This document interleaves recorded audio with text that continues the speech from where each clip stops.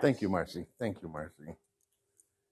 And I know Marcy introduced me, but I'm going to do it again.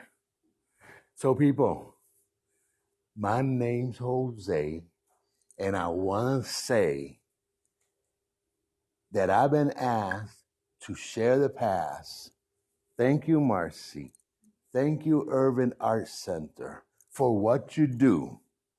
Art is life, life is art.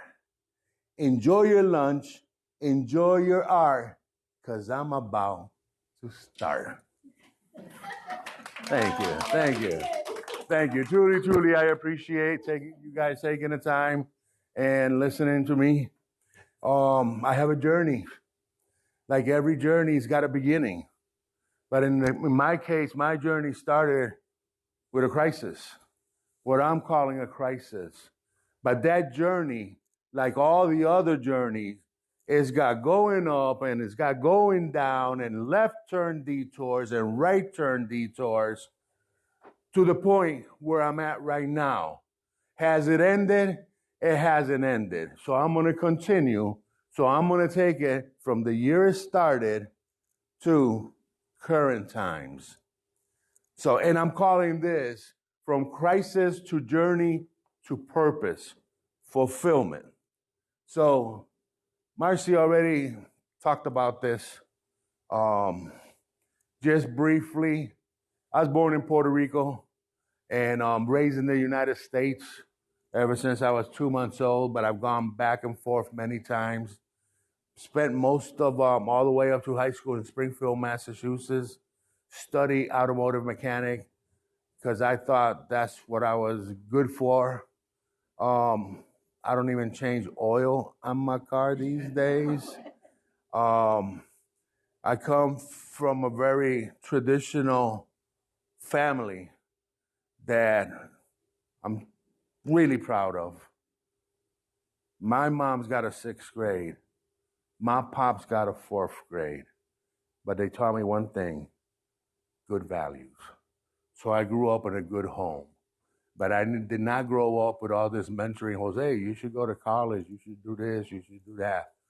That was never there. I graduated in 1974 with my auto mechanic certificate. Got married very young, almost immediately at the age of 19. By the way, I'm still married to the same woman. Don't ask me why. No, I'm only kidding. I'm only kidding. But back from 74, in 1990, I decided, you know what, I need to do something for myself. And in 1990, I got me a formal education in business administration. Because I study automotive mechanic, I was perfect for the automotive industry, but I was front end. I was not back end. I never fixed cars, but I became a specialist in a parts and service operation and spent 45 years in that industry. Worked with manufacturers. I worked with retail for Mazda, Mitsubishi. I worked with manufacturer Nissan Motor Company, Ltd., directly with the Japanese. I worked with American Honda, which was my last job, and that was 24 years. I was in management, and I was also one of their instructors, both in Latin America, because I'm bilingual, and in the U.S., traveling just about every week. And you'll see some of that, because my art career actually starts when I'm still in the automotive industry. So, the crisis. You know, there's a lot of talk about midlife crisis. And I guess some people interpret that different. A lot of people wind up buying themselves a Corvette. A lot of them get a Harley Davidson motorcycle. For me, it was a little different. For me, it was right at the year 2000. So 1999 is when that crisis hit me. And that crisis was as a result of Y2K. You all remember that? The world's gonna end and money in the bank, you're gonna lose it. And don't fly that day. All this negative energy got me thinking, because I've been writing 19 all my life. I couldn't comprehend why a computer cannot recognize a 20, But then I'm not a computer programmer, so I don't know. But anyways, that's what really kicked it off. I have a little video that talks about that. This video was made in 2019, but I took that history from back the year 2000 and put it into a video just to add a little note on that. When I decided to become an artist, it was a struggle. Today, I have over 150 books on art. And I was less savvy with computers. So I had a lot of books and a lot of little workshops here and there. So because of that, no formal education, I consider myself a self-taught artist. But listen to the video.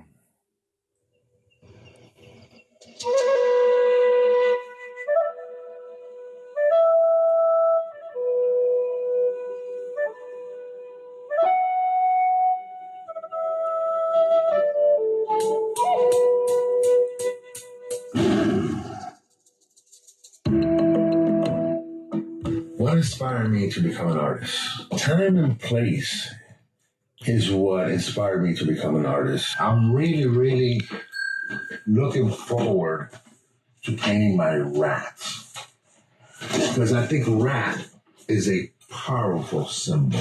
And within the Chinese calendar is the first year. So I keep debating in my mind, what am I going to show for the rat as a third dimensional element? It was the turn of the century, 1999, going to the year 2000. Everyone was talking about Y2K. Clocks were running in regression. There was a lot of sense of concern. And I started reflecting back on life. I was 43 at the time. And I realized, you know what? This is about to end. Okay, that guy's ready to roll.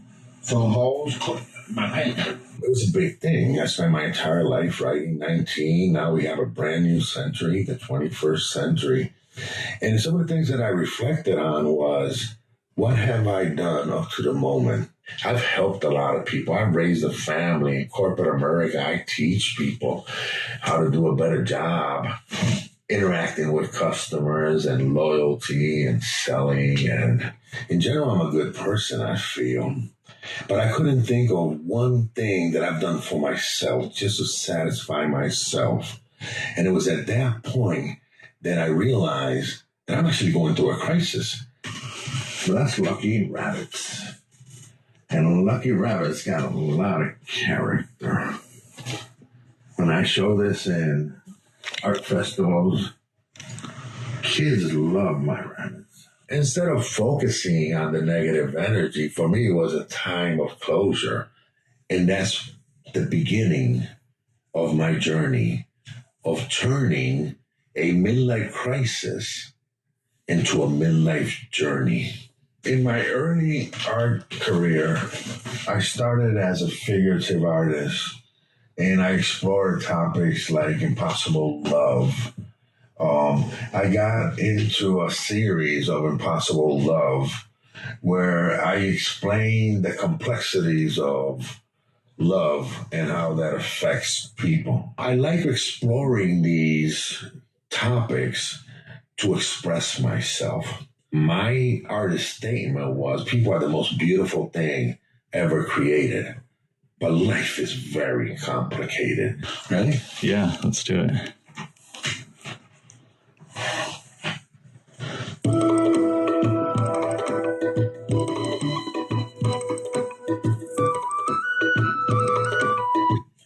I think as an artist, we all need to grow.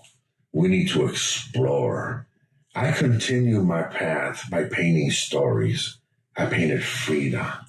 I painted Vincent van Gogh. Every artist needs to discover their style, their niche. I'm trying to tell stories. So I try to create art that entertains, art that is playful, art that could be a conversation piece.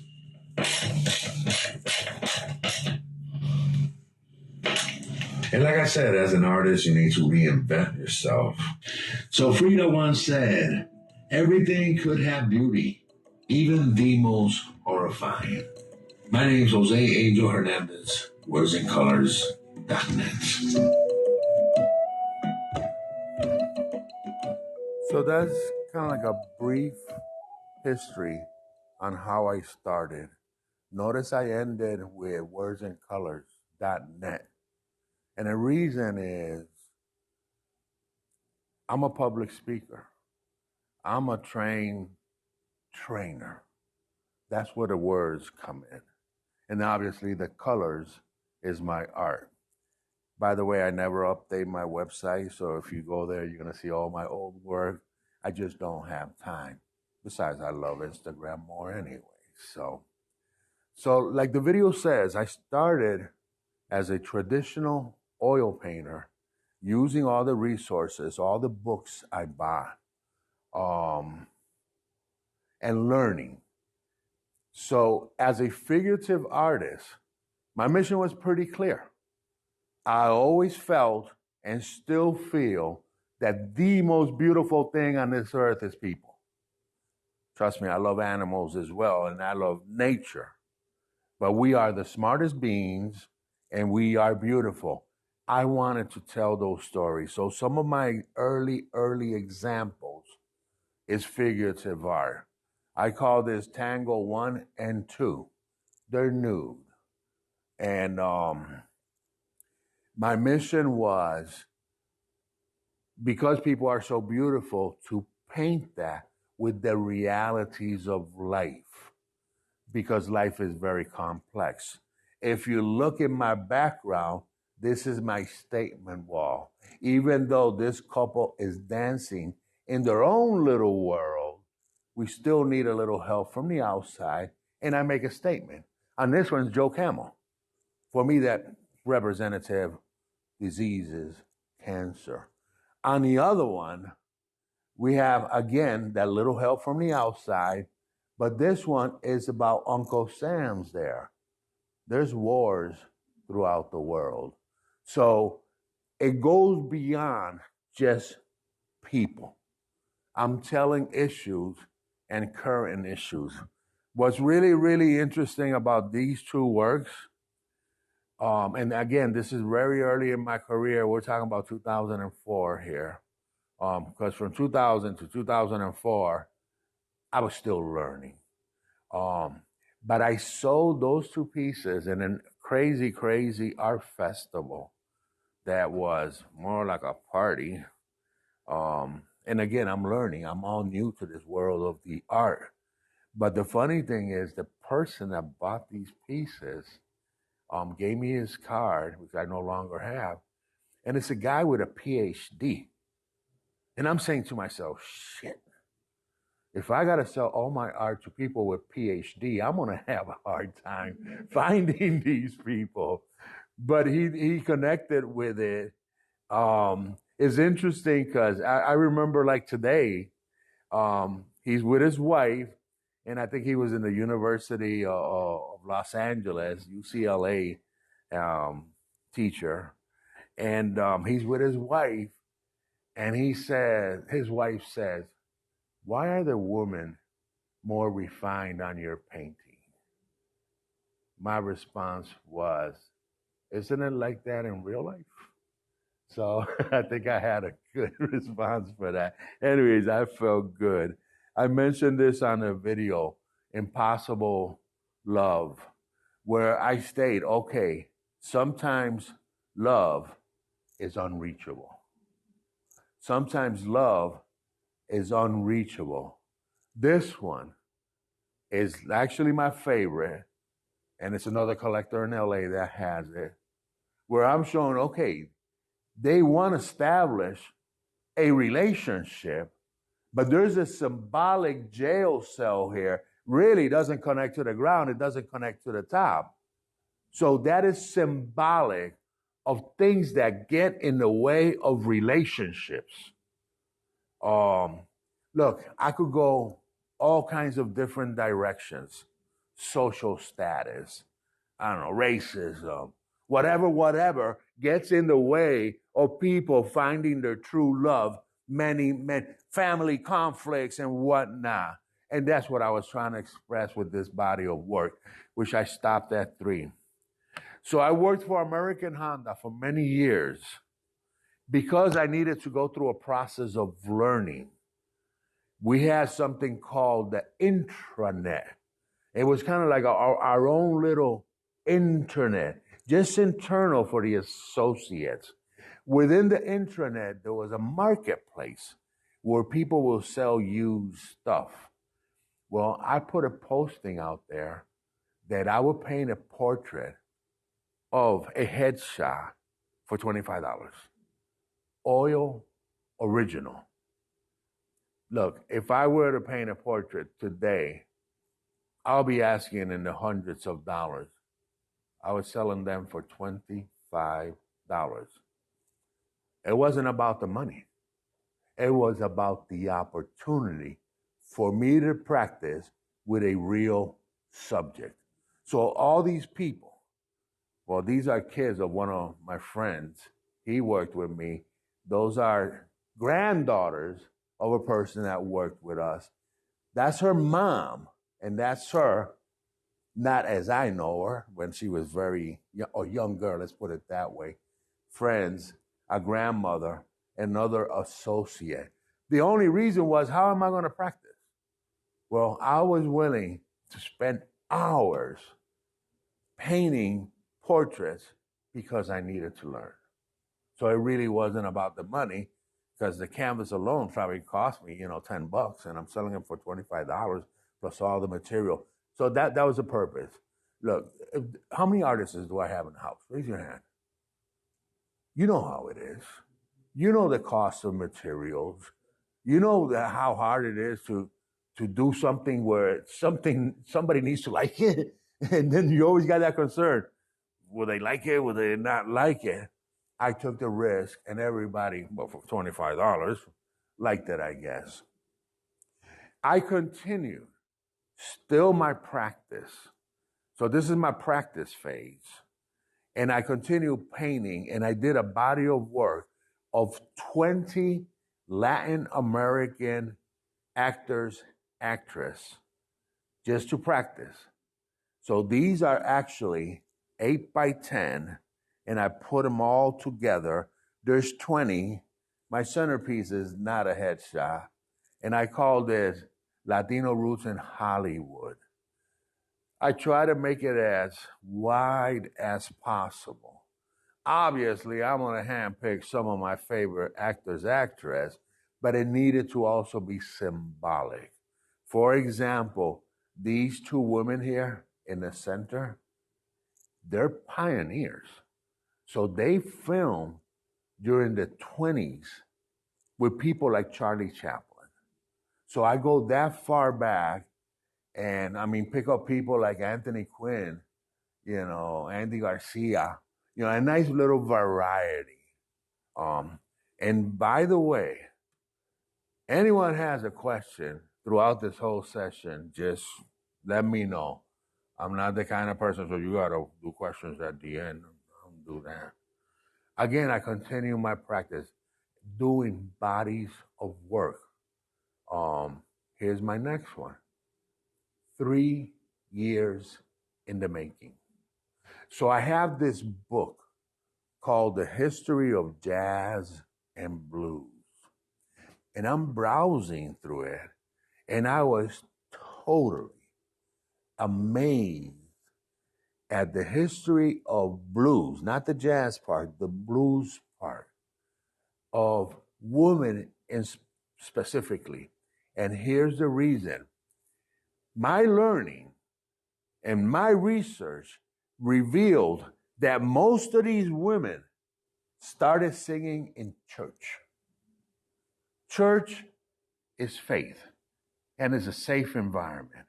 And people took them out of church at the ages of 16, 17, and put them in an entertainment environment. An entertainment environment that is full of fun. But with that fun, you also have the liquor, you also have the nightlife, you also have drugs, and a lot of them were not successful, let's say, in life.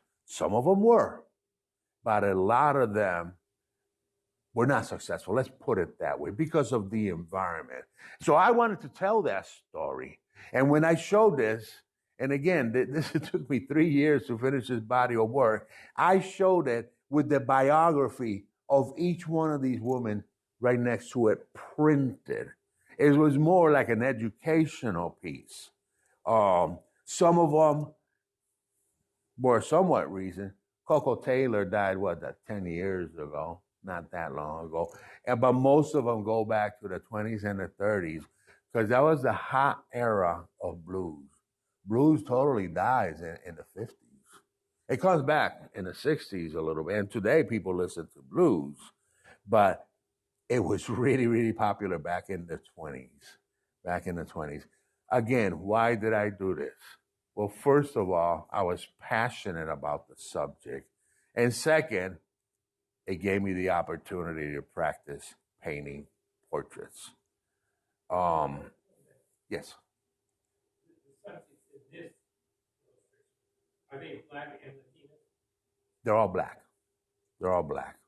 There's no Latinas in there. It's interesting. It's a really good question, because within my research, I discovered that there was something called Spanish blues, but I couldn't find like any famous representative. But there was a Spanish blues at the time, and that's all in the encyclopedia that I have at home. But since I didn't find the subject, they're all African American women, all of them. The very, very first time, let me go back one step. As a corporate instructor, I have traveled all over the United States. I mean, I was raised in Massachusetts. I lived in Richmond, Virginia, Atlanta, Georgia, Texas twice, California. I lived in Mexico. I lived in Puerto Rico. I moved around a lot. But at the time when I finished this body of work, I was actually living here in Texas from 2010 to 2013. And I showed this entire body of work in a town, I'm not even going to remember the name, but they had this jail there that they said, I don't know, I think Billy the Kid at one time was locked up in the jail, small town. And that's where I first showed it. Since then, I've showed it in different places, but I show it always with the biography. With the biography, look, I'm about people. And one of the things that this body of work needed to do was educate. You got the young folks today. Trust me, I love young people. But sometimes they all want to be a rock star. My body of work makes you aware that in that environment, you're going to be exposed to a lot of stuff. And that's why, and I didn't try to make this negative. I was really careful. I do my research through, internet. And I didn't really want to put down these women, but I did have something in there that was reality, how they kind of like ended up. Again, because of the educational piece. I want people to be, especially the young people, be aware. Sure, you want to be a rock star, but keep this in mind. Make right decisions. Some of these women did not make the right decision. So I wanted to educate with the body of work as well. Good question.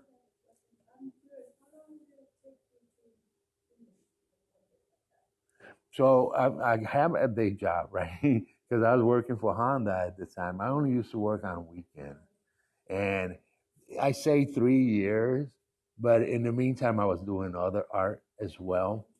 But once it got close to, let's say, 2.5 years in, then I put the effort to finish like the last 8 of them over weekends. So I was probably finishing maybe 1.5.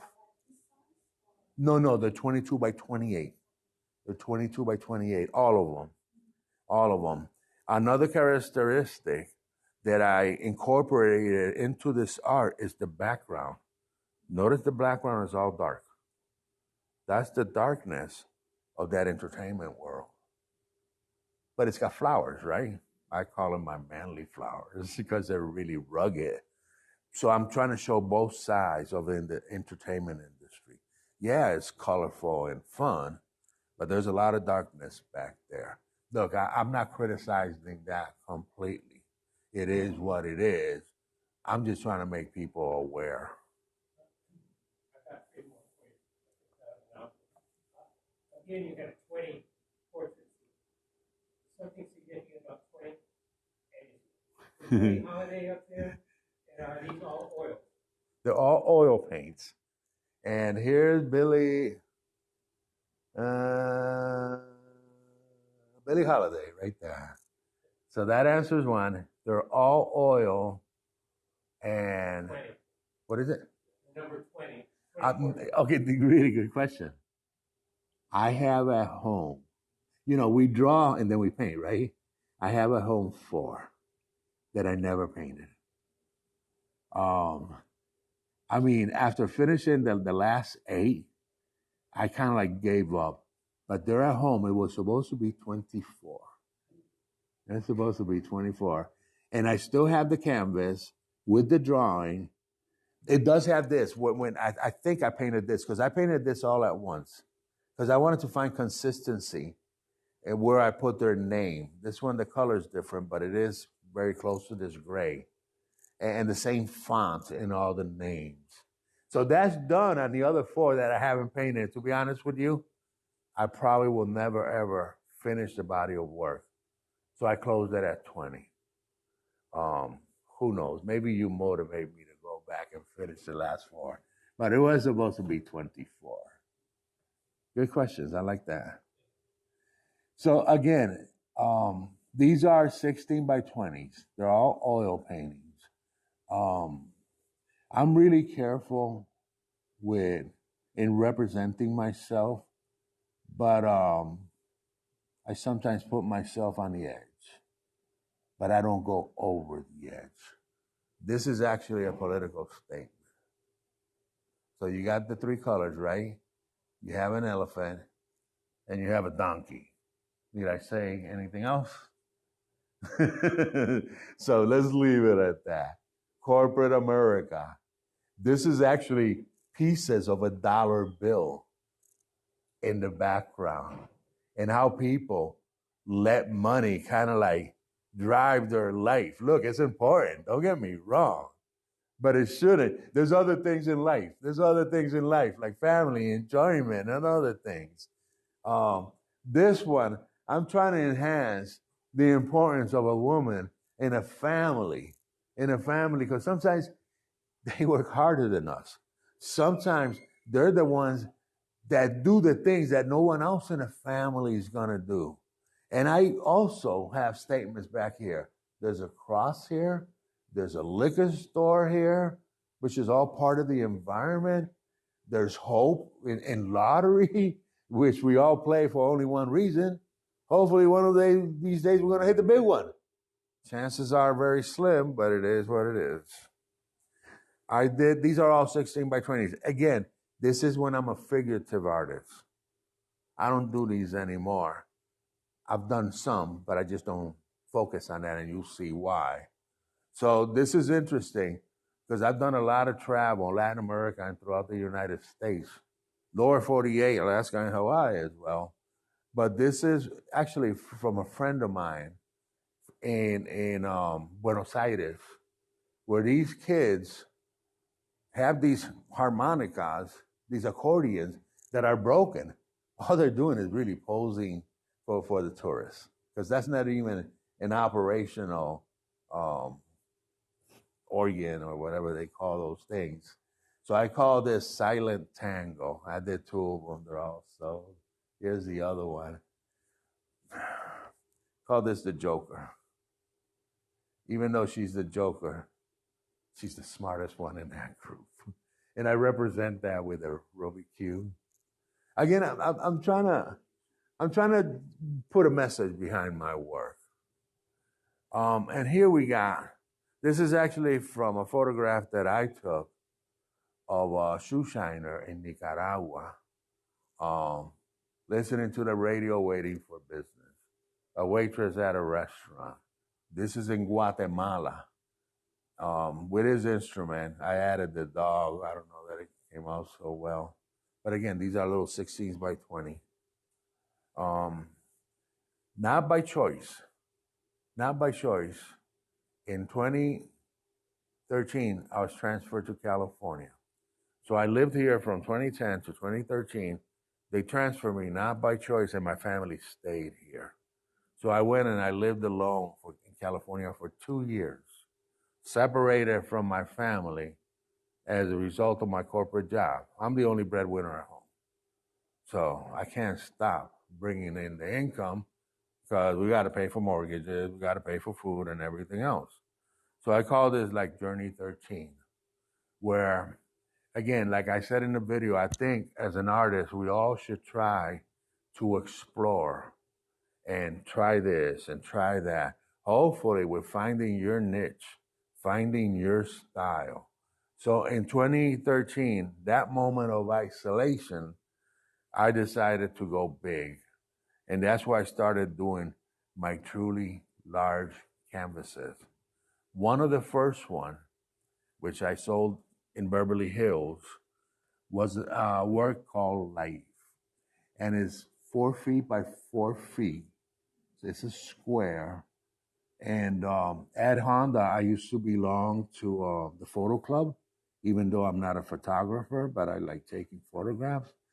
And one of the meetings, they had a raffle, and the winner will get a private photo shoot by a well-known photographer of a friend of somebody that worked at Honda. I won it. I won it. So she came to my studio, which was a little one bedroom in Torrance, California. And it was I had a bed because I used to sleep there. I had a kitchen because I used to cook there. But the rest, it was all my studio.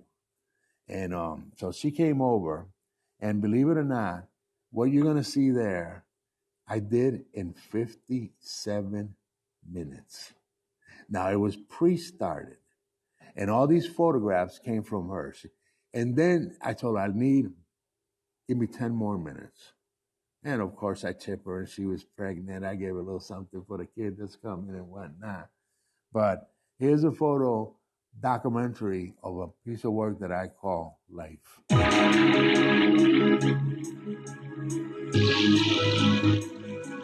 how I started.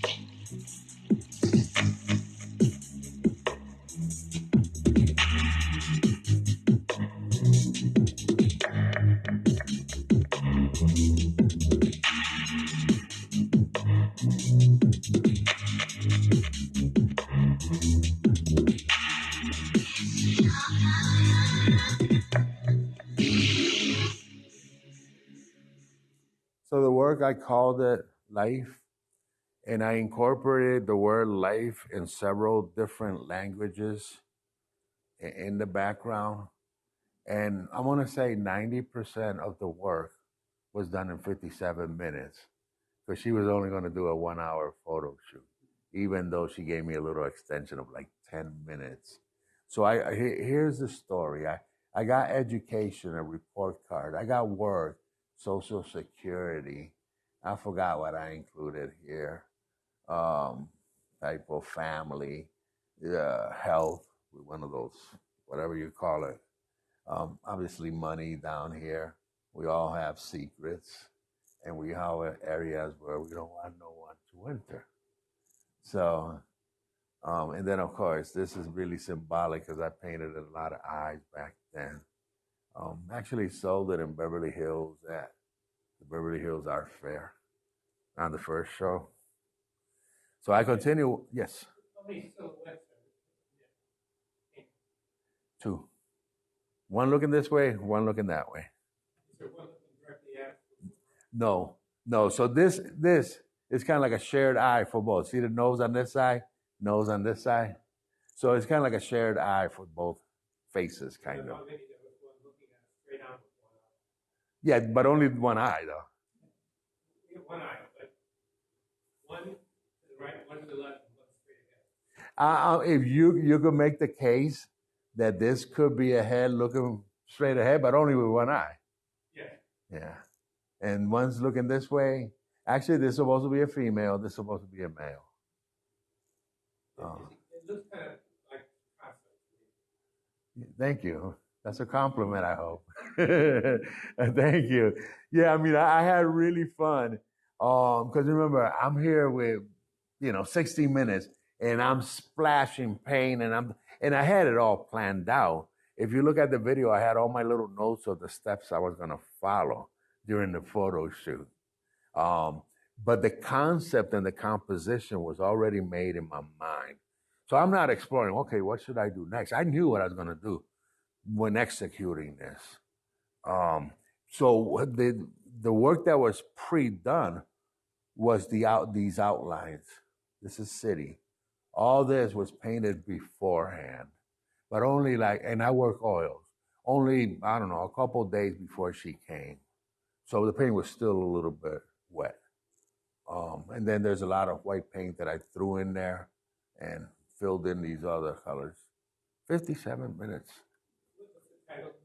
Life. Life or vida, if I say it in Spanish. And I think I wrote it in German, French, Spanish, English. So that's hidden all in the background here. So I don't know if I'm going to make them out. Le Ben is probably a life in some language, la vida. But they're all in there, incorporated. So I continue with my large works. So these two are actually 4 feet by 5 feet. I have a lot of these works at home, but this one sold. It's interesting, the client for that one, because it's a Russian ballet dancer that had a ballet studio in her house where she used to give lessons. And she bought it only because of the movement. Her name was Lola. And I had to go in and install it in her house. All kinds of security. Beverly Hills is really, really protected. This one I still have at home. Look at the eye again. The eye comes back several different works. So here's the eye coming back. Because I was in Hollywood, I thought this was appropriate.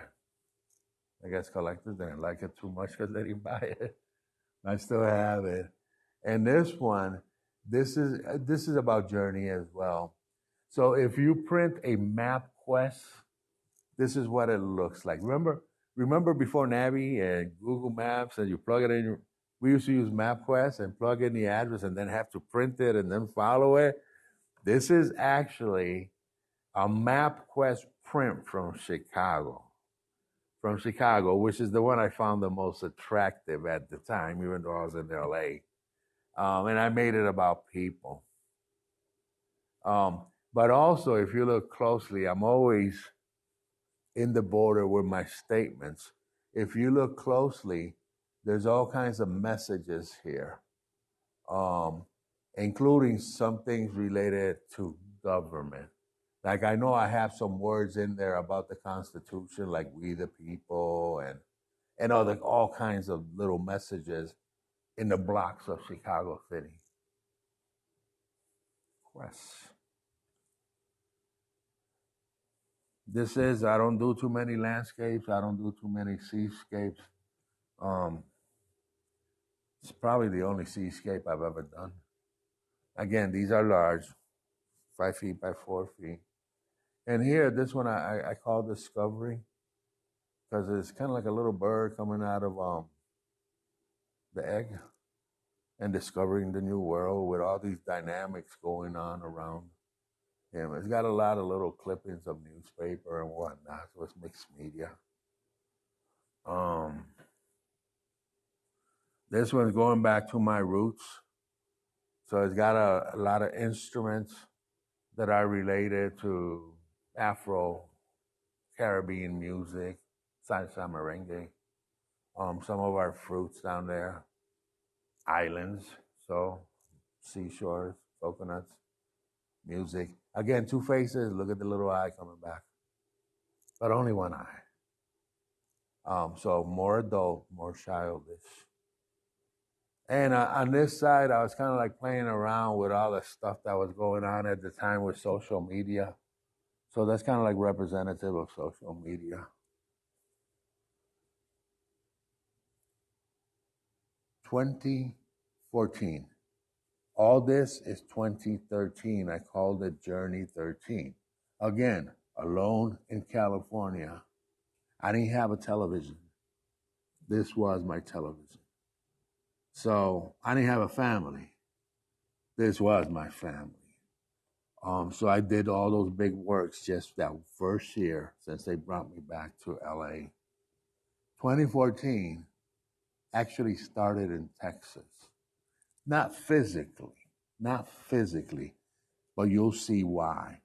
So this is where, again, I reinvent myself and I started something totally new with a different purpose, with a different statement, artist statement, with a different mission. All these large pieces, they take up a lot of room. And they were dominating my little space, my little one bedroom. So I kind of like needed to do something different. I'm going to tell you how it started. But it really started in Texas, even though it really physically started in Los Angeles. And here's why. Here's the story behind that. It's been 20 years since I decided to become an artist. My journey has taken many turns and many detours, each detour and each turn with a lesson that has made me what I am today. The one moment that I could describe where there was a turning point in my art career occurred in 2014. In 2014, I decided to create art that was meaningful, art that was playful, art that was interactive, and art that evoked conversation. This was not by intention. It was actually inspired by an object. And that object was a cowbell that I found on one of my trips for my day job at the time, going from Dallas to San Antonio, Texas. I stopped at this small antique shop and found these old, rusty, corroded cowbell that inspired what I do today. It's a body of work of 3D mixed media. The body of work has grown beyond just painting cows. It now includes abstract portraits and conceptual work. But it all started by painting cows. And within my style, cows are interactive and playful. That's my story as how I rediscovered, how I reinvented myself. And today I continue with this style. I have had fun doing it and it's very, very satisfying. My name is José Angel Hernández and my website is wordsandcolors.net.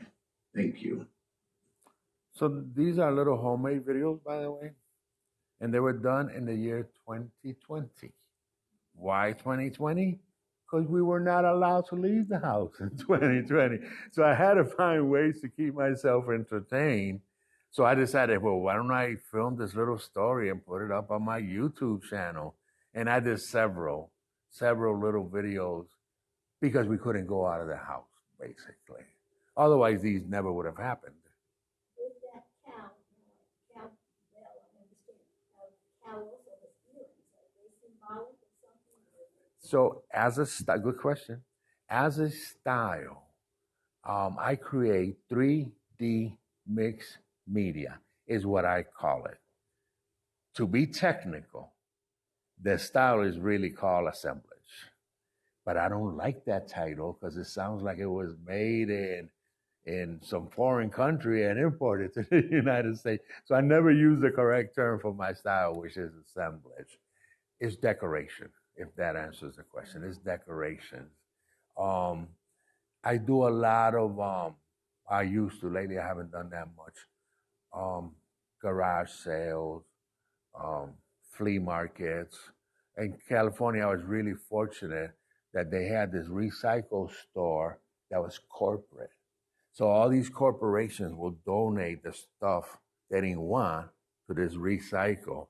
A lot of the materials in these, like those earrings, came from that recycle store. I don't even know what these things are, but I call them repurpose. You know, now they're part of my art. Good question. By the way, here's a cow. That's my very first cow. And look at the corrosion. Look at the holes. First show, Brentwood, Los Angeles. You know Brentwood, O.J. Simpson's neighborhood. So that's where the art festival was. I sold it for $300. Couldn't get a penny more from that guy. But then I saw his wife in the future, and I said, "How's the cow?" And she loved it. It was right in my living room. So over the years, I painted a lot of cows. And believe it or not, they're equally as liked in Texas as well as Los Angeles. I sold a lot of cows in Los Angeles as well. When I first removed here in 2019, and obviously we got 2020 that got in the way, but I was concerned. I wasn't selling any cows, but lately I have. Now that the market opened up again, the world of art is again going. I've sold some cows, but I've sold a lot of cows in Los Angeles. So I theme these cows. So all these first cows were all sold in Los Angeles. 1, 2, 3, and the other one, which I call Lucky Cow, by the way. Yes, right here. This was the first one. That was the second one. That was the third one. That was the fourth.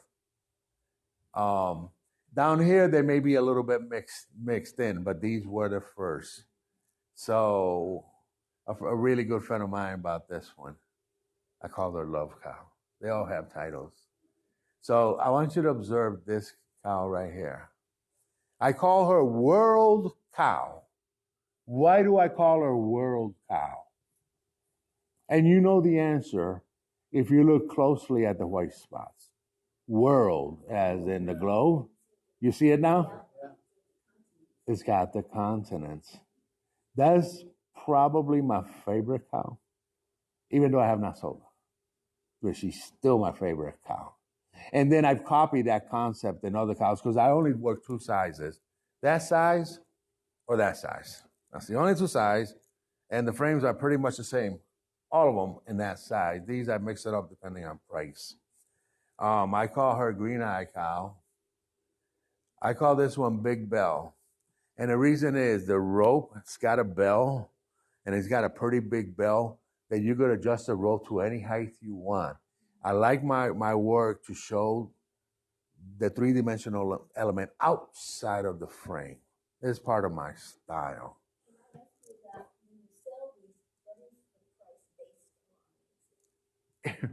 Really good question. Really. In Los Angeles, I will get $750 for these works. Look, I'm not going to criticize Texas. I love Texas, but the most I could get here is $400. And you know what? At the end of the day, financially, I'm okay with that. What's really, really important, because I'm not about selling art. The reason I do this is because when I'm creating, I want somebody to put that work of art on their walls. And I'm going to tell you my secret, how I do that. But I'm not thinking about selling the piece. Obviously, for you to put it on your wall, there's an exchange of money. But if I start thinking about selling, I lose focus when I'm creating. And I need to create thinking that I want somebody to put this on their walls. Buying art is a love relationship. If you don't fall in love with that piece of art, you're not going to buy it. It's your walls. I mean, you decide what you put on your walls. So what I do my Easter eggs on my art. They all have little things, and I call it the hook. So people connect with it and want it on their walls. Like, for example, you see this one here? That's a harmonica. So here's my little hook. I call her music. Music, because it's related to music. And I paint cows because they move, man. So that's why I paint a lot of cows. Obviously, this is pure Texas. That's a longhorn.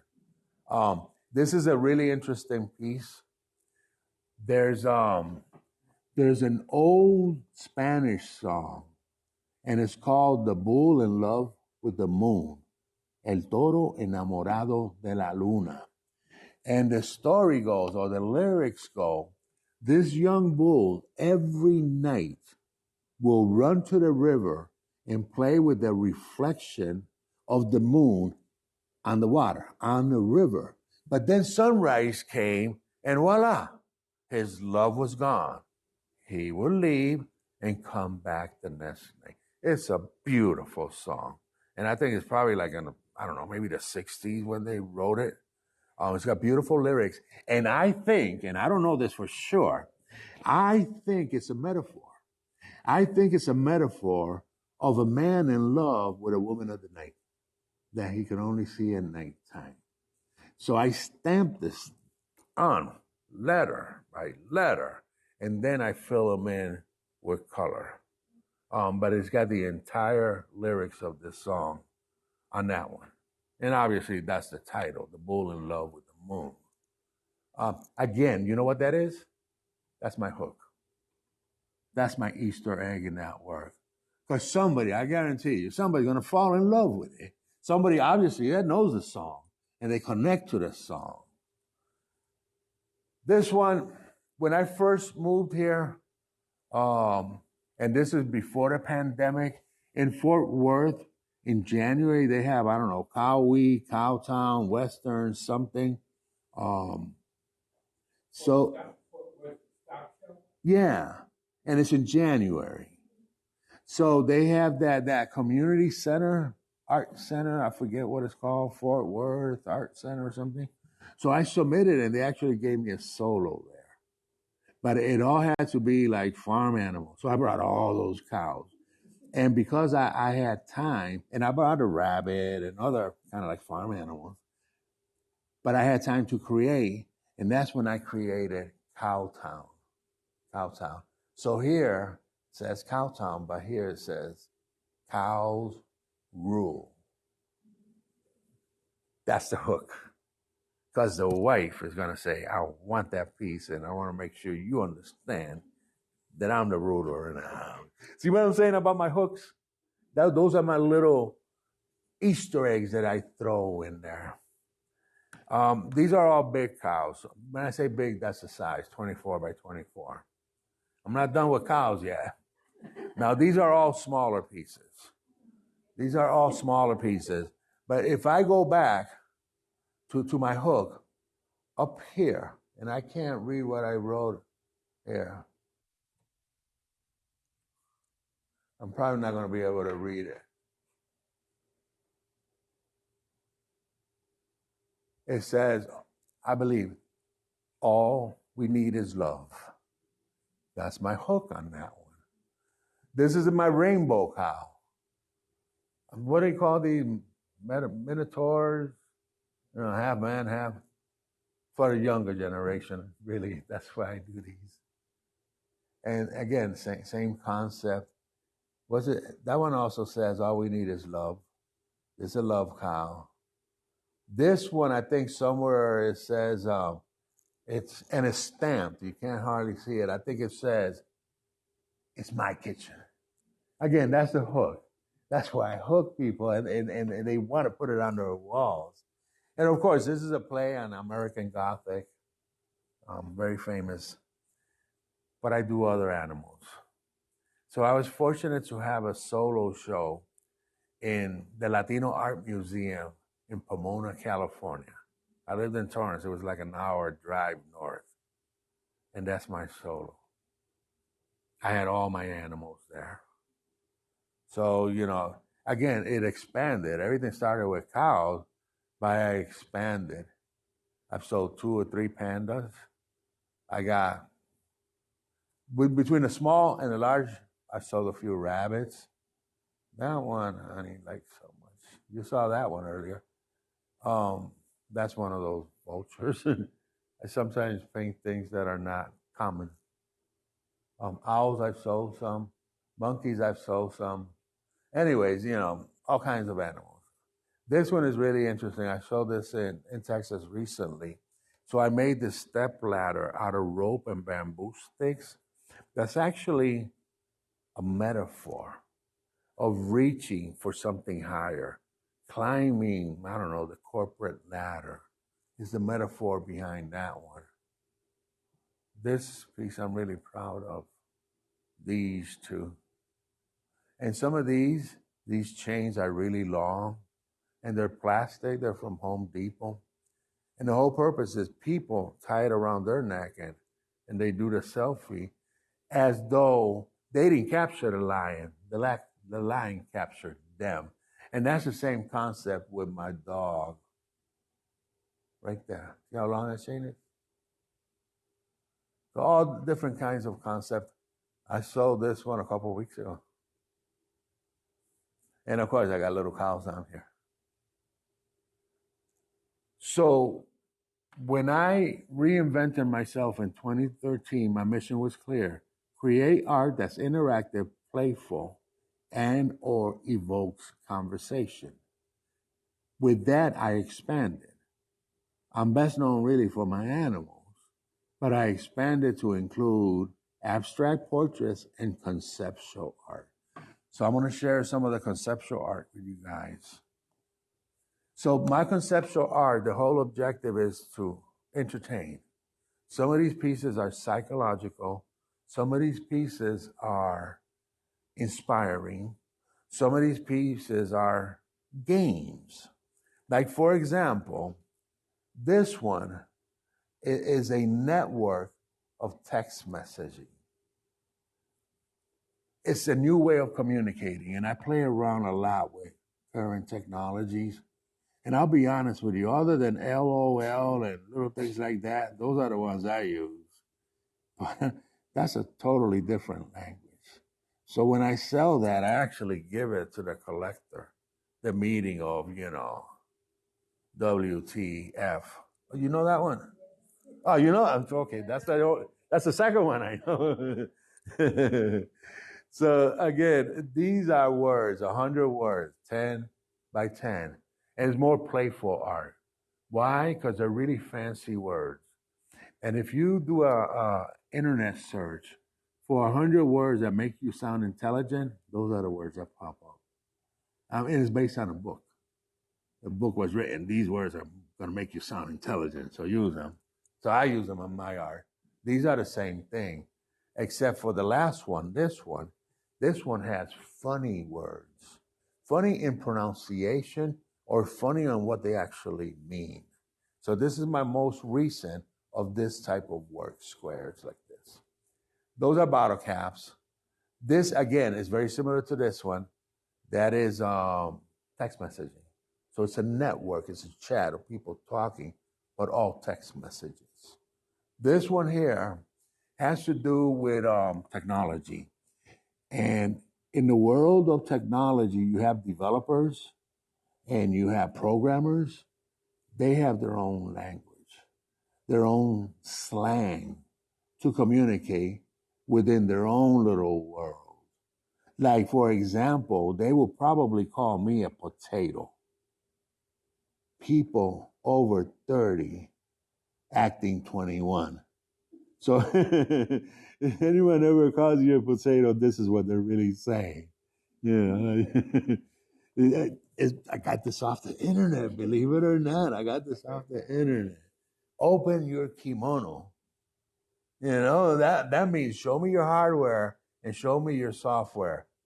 Again, all this programming stuff. It's their own little language. So I put that together to kind of like capture that audience, high tech people. This is actually bottle caps, both of these. I get them off of eBay. Go on eBay and you search for bottle caps and you find all kinds of bottle caps. So I didn't paint these individually. And they all have little things painted on them and they sell them unused. The reason they sell them unused is there's a lot of people that make their own beer. So obviously they make their own beer. They don't want to put a Budweiser cap on it because it's their own beer. So they make these decorative bottle caps. I was fortunate to find this set that actually had the 50 states. So I put it into my artwork. So I did the composition. This work here is more inspiring. So these 3 works, they're all sold. But those are words that require little explanation, and they're all positive. They're all values, good values that a person could have. So this one, by the way, I treat gesso like I treat paint. And I just varnish it at the end. For me, it's just a different medium of paint. For me, I know it's a primer, but I use it as paint. So some of these, this is gesso in the middle, and I burn every single one of those letters on. On this one here, no, this one I stamped. This one I burnt. This one is stamped as well. If you look at this one, my message here is self. So if this is me, I own these values. And I can't read that one, but they're very similar. Being appreciative, having envision, teaching others, create, motivate, act, win, all positive words that inspire people. This one's interesting because it's got these little things out here you can hardly see. They're black. They're 3-dimensional elements. All they are is nails with little U-nails. So this is my inner self with all these values. These are the outside influencers that try to change people, that try to force me to be different. But I stick to my values, all these words. And again, this is breaking out. This is representative of breaking out. So there's a cage, it's opening up, and I'm showing you all my values. Again, that's my sales pitch, that's my niche when I sell these. So it's the same kind of mesh as this here. See how it has a mesh on those, at least on those 2. This one here, it's all about inspirational travel. So it's got all these quotes that I get off the internet that have to do with journey, has to do with goals, it has to do with travel. And I call it Travel Wheel. This is my newest one, same concept. Even though I consider it finished, I'm gonna go back and do a little more. I kind of like want to fill this a little more. So yeah, it's finished, but I consider it a work in progress. I've sold several of these. I call them transformation. And right now I don't even have any left because I sold them all. So this is an earlier one where you go in through here and you come out of here. So the transformer is this. So my favorite venues are art festivals because I got a 10 by 10 space and people come in and we connect, right? So I talk about that piece. I tell them that's the transformer. What do you think the transformer is? What transforms people?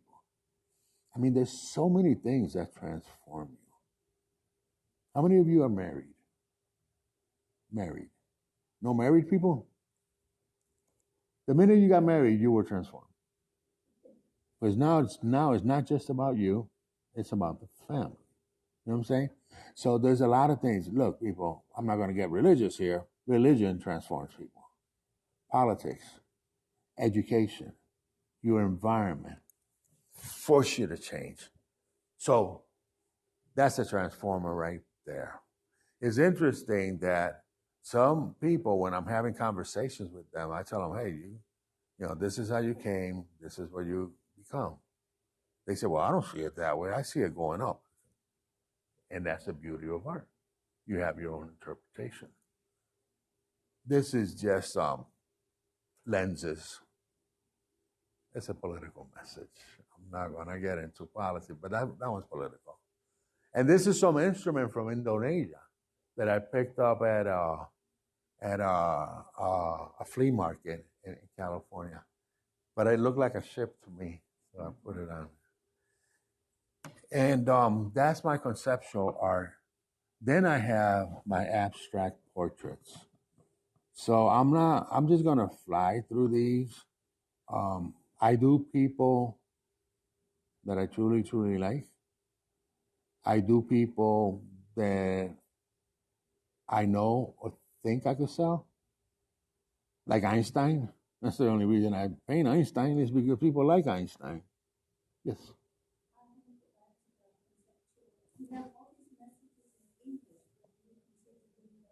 That's a good question. I did consider it. Because I'm mostly in the U.S. market. But you're absolutely right. I thought about doing some of these, especially works like these in Spanish. But if you go back to that, the bull in love with the moon, those lyrics are in Spanish. Yeah. As a matter of fact, Marcy invited me to Aquí Ahora. I have a work out there that's got the lyrics of a different song in Spanish because the original song is in Spanish, which I'll talk a little bit about in a minute. Keep the questions coming. It doesn't bother me at all. Anyways, Bob Marley, one of my favorite people. Frida Kahlo, one of my favorite people. I probably painted her like 12 times already. Einstein. This is a really, really interesting work of art. I sold it to a couple that they bought two pieces. And I'll tell you which one they bought. They bought that one and this one. Actually here in Texas, a young couple. That's called Adzum. Adzum is Latin for I'm here, I'm present. So I paint this woman and I call her Adzum, that like I'm here, I'm present, and I use a lot of symbolism. So if you look at this earring, it's actually a pencil from IKEA, but I stamped the word cum laude, which represents education. On this side, it's got a teardrop, which represents empathy. We all suffer a little bit in life. Relationships with the heart. And coming down here, she's got weapons. So she's ready for battle. It doesn't mean she's going to use them. And I didn't take the full photograph, but one is a round cannonball, and the other one is one of those chuck things that Bruce Lee used to use. Again, abstract portraits. So inner thoughts. That one, the director, keep in mind I come from LA. And that one is empowerment. Got a little Superman here. What I have here, aquí y ahora. And I'm truly, truly honored that Marcy invited me to this show. And I wanted to go 100% figurative. I mean, portraits, abstract portrait. I could have brought some of my conceptual, some of my animals, but the fact that aquí ahora is talking about people, so all I brought was abstract portraits. So I mentioned a minute ago lyrics in Spanish. This is a song by a very famous Mexican singer, Juan Gabriel, which died, I think, last year, the year before. And his mother died. When his mom died, he was in Acapulco doing a concert. And he truly, truly loved his mother. So a couple years later, he wrote that song. In the Spanish world, who made that song famous is a woman. And her name is Rocío Durcan. It's beautiful. Just a little side story. And my mom died. And she wanted music when we buried her. And we gave her music. Salsa music. But I played that song as well. Until today, and it was always going to happen. When I hear that song, my mom comes to mind. And I can't avoid it. I get goosebumps when I actually listen to the song. Because now I connected it to me and my mom. This is called balance. And, it's not about balance. Because sometimes life needs to be off balance. But the point I want to get across, and the more like psychological works of art, is if this goes down, this one's going up. Could that be a good thing? I don't know. What if this one goes down? This one's going to go up. Could that be necessary? Could that be a good thing? Could that be a bad thing? I don't know. But that's the point I'm trying to get across. Sometimes we need to balance things out. Sometimes you're better off when they're not balanced, one way or the other. So I call it the pivot point, and this is what's going to make it a difference because it's going to pivot up here. So this one is about relationship. So whether it's a brand new relationship, you always carry things from the past. You cannot avoid that, even though it's a new relationship. So this is the past for both of them. But even though, okay, this is a new relationship, a new beginning, no. It may be a new beginning, but the fact is, your past is going to influence that new beginning.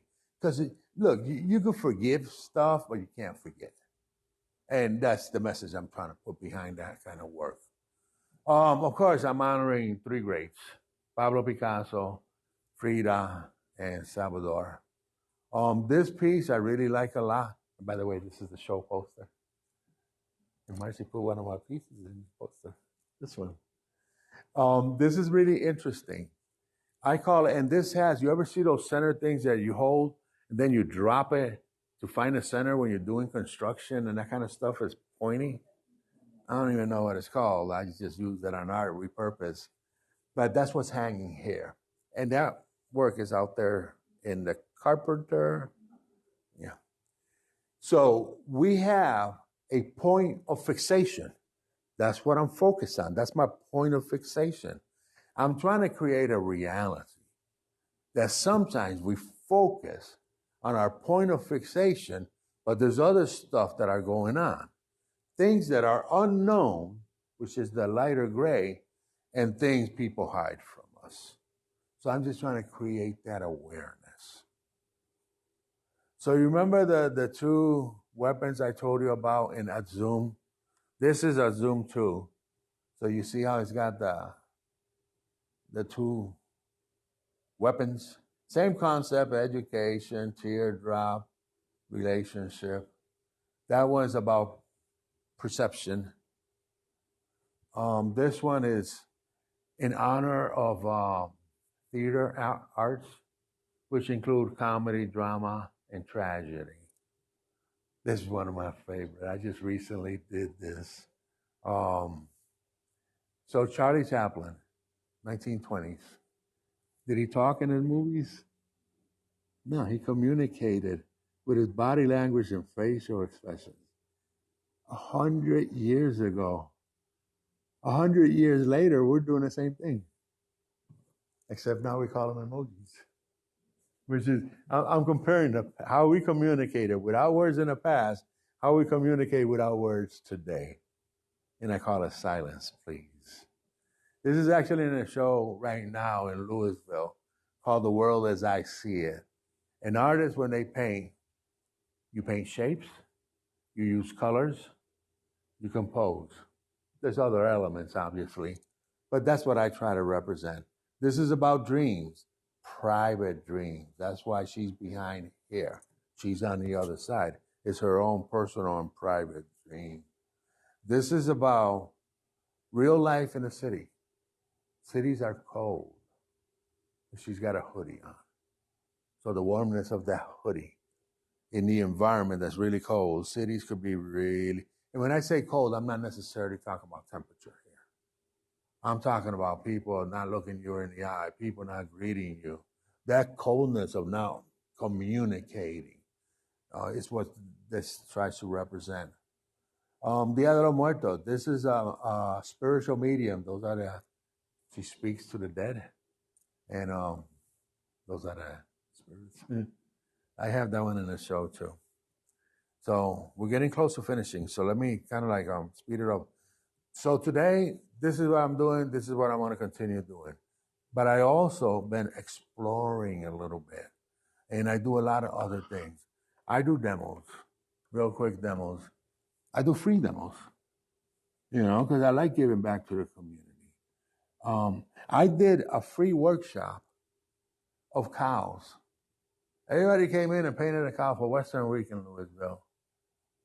I'll tell you one little story that really touched me. There's a pink cow there. And this right here. That pink cow. So this family of 4 come in. Grandma, grandpa, mom, and daughter. Daughter is has Down syndrome. And at the very end, I tell her, don't tell anyone, but yours is my favorite. I tell you that I was super surprised when this giggle just comes out of her. I mean, that made my day. That and the grandfather gave me a hug. But it just made my day. It just made my day. And I truly did like that one a lot. I truly did. So this is a project I worked in where we're merging, actually that piece is right there, poetry with art. Before I move on to this, let me just explain this real quick. I call this the shared eye. Again, there's a cage, it's breaking out. This, if you look at this from this perspective, you see one person, right? If you look at it from this perspective, but it's a different person, right? One's blue, one's red. Politics aside. But I'm saying, we live in a world where there's so much conflict. There's so much disagreements. I could take this anywhere. Straights, gays. Politics, the blue and the red. Social status, the rich and the poor.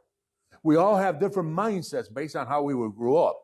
People, all I'm saying, let's find a shared eye. Let's agree on something. Because this side belongs to this side and also belongs to this side. Saw my statement in that one.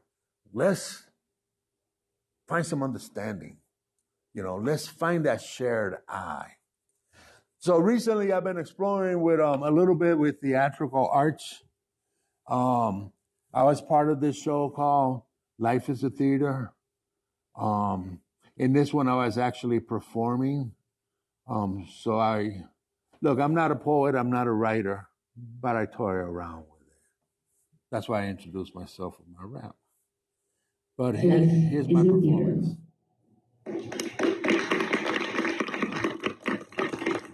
So these are spoken words.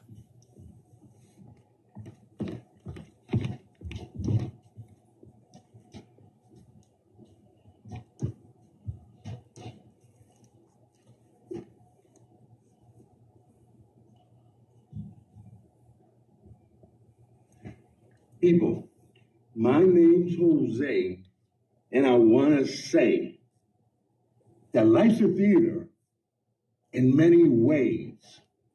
The Greeks understood this, and the Romans too, when they created drama and comedy too. Back in the day, before Christ, people would gather to watch the play that mimicked people in every way, looking for comfort, looking to laugh, looking to cry before the third act arrived. Time has passed and nothing has changed. Life's a theater in many ways, full of drama and comedy too, wearing masks and costumes too. Sometimes Talia to fake a laugh, and melapomene when they feel sad. People, let's cut the bullshit and let's just talk. Some politicians wear a mask. It's no joke, but it makes me laugh. The way they think, the way they act, makes no difference if it's red or blue. Do your job is what I say. And always remember, a government of all the people, by all the people, for all the people. Shifting gears to a word we fear. Some of us feel it's an abnormality, but tragedy is circumstantially a commonality. Understandably, inhumanity, partiality, a physicality, temporality, subnormality, and unilaterally, a reality. Full of drama, I'm just saying, do some prayers. There's no explaining. Just play your role, because life is a theater. So this is something that I'm just really toying around with. I'm having fun with it. I'm having fun. So a couple days ago, Saturday, the 29th, I did my very first stage production where I wrote the show, I directed the show, and I was the backstage manager. It was for Dia de los Muertos in the Louisville Grand Theater. And I found all the talent without budget, because they didn't give me any budget. We had some Aztec dancers, which another group I belong to paid $500 for the dancers, but everyone else is friends of mine in the art world or friends of mine. I had two poets, one very well known, Christine Irvin from Denton. I had another one, which is more like kind of like spoken words, although he calls it wordcraft, samba. I had a young lady, university student in Dallas, who sang one specific song.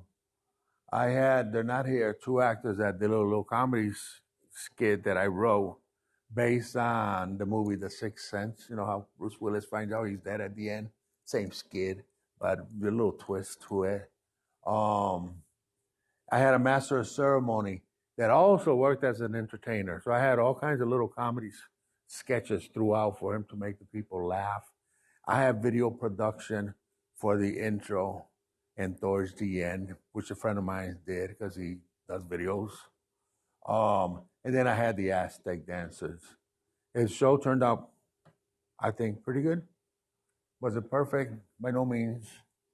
One time I had a little hiccup with a microphone. I didn't have a backstage assistant, so I was doing everything backstage. But I found satisfaction, and I truly enjoyed it. So I hope to do more of this in the future, but time will tell. So with that said, that kind of like wraps it up right on time. But look, I'm in no rush. If you all have any other additional questions, comments, we could open it up. I think I have one observation. The way you evolved with your original portraits to where you are right now, even in the flesh colors, for instance, that were real in the beginning. Now you have incorporated various colors into those. So I see that evolution. You know why I paint abstract portraits? An abstract portrait is not anyone in specific, but it could be anyone in the world. If I paint skin colors, it's really, and I do some skin colors, don't get me wrong. Unless they're real people, like when I paint Frida, it needs to look like Frida, but I do her abstract as well as skin colors. I'm trying to neutralize it because I'm thinking I want to put this on your walls. You want to see this on your walls? I don't think so. You know what I mean? That's a good question. When I look at that painting there, you're talking about different people. I see the same person, different aspects of the same person. Maybe with a change? You're thinking like same person or before and after, maybe? Or just different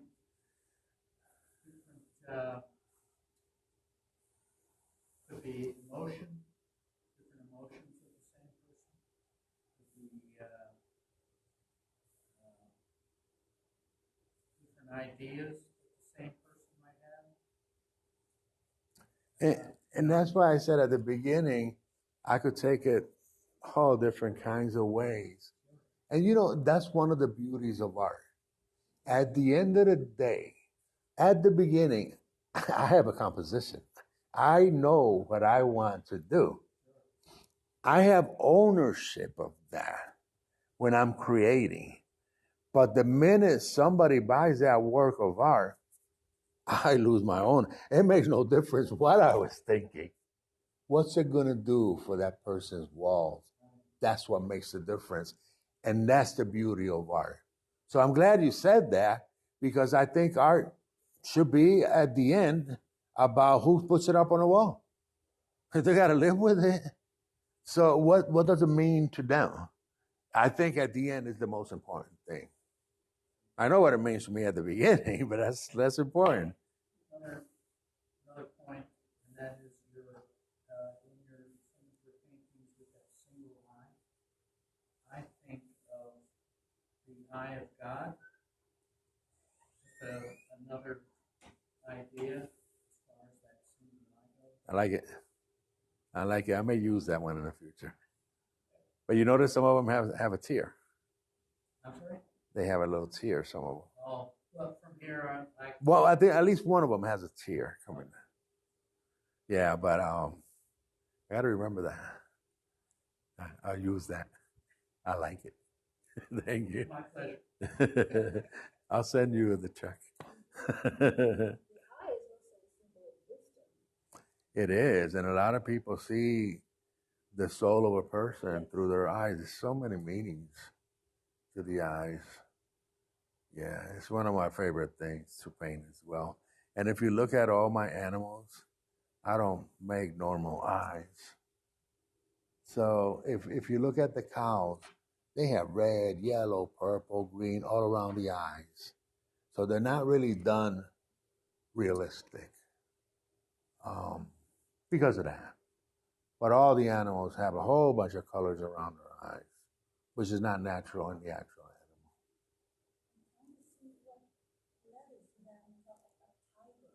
Freedom. So this year in the Chinese calendar is the year of the tiger. And if you look at the symbolism of a tiger, it represents strength, it represents freedom. And that's why I break the chains and I write freedom at the top. Again, that's my niche. Somebody's going to fall in love with the message and buy the title, the tiger.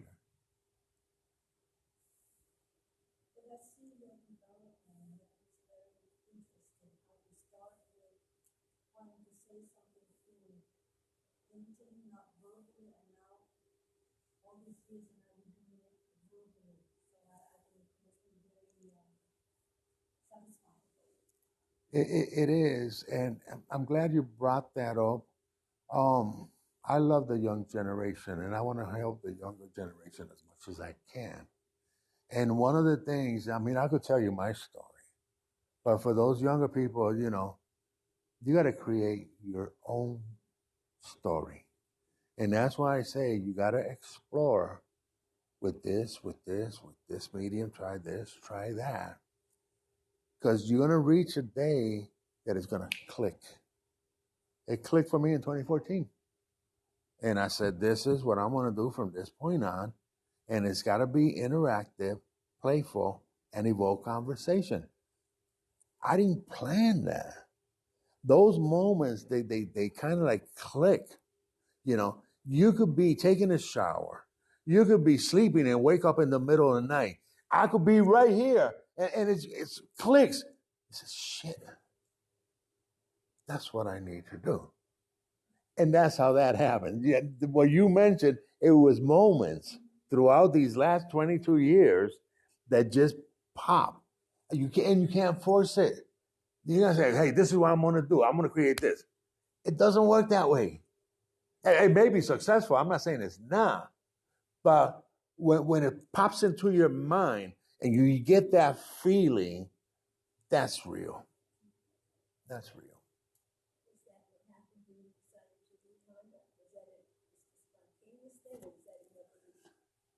62 years old when I retired, and I was jumping on planes every single week. Leave Monday, come home Wednesday, Thursdays, or Fridays. Always been overweight. So traveling on planes was starting to get to me. Plus, management was changing. And you may not see this in me, but I'm a strong-willed person. And I try not to put up with BS that I don't agree with. And I said, well, now's the time. Here's what's really fortunate. This is 2019. What happened in 2020? So I was able to sell my townhouse, move to Texas, because that's where my daughter was living, and start my retirement life here, because I couldn't afford to live in LA. So everything lined up perfectly. But mainly I retired, 2 or 3 years early because my job was getting to me, traveling every single week. And because I did everything, including all the management classes, it's not like I was just doing the West Coast. I was traveling to the East Coast, back. And those are, and I always try to make it home the same night. I was doing red-eye flights. I got me home at 6 o'clock in the morning. And it just got to me. I did love what I do. And I'm doing it now, public speaking. But physically, it was getting to me. Plus, mentally, my management was getting to me as well. Yeah. I think we can still continue to chat, but I think as far as our live streaming audience, we'll wrap it up. So thank you so much. Thank you. Jose. Thank you. Thank you. Thank you. Thank you. I truly, truly did appreciate it. Love the questions. And from my heart, I wish every one of you lots of success. Create some art. Thank you.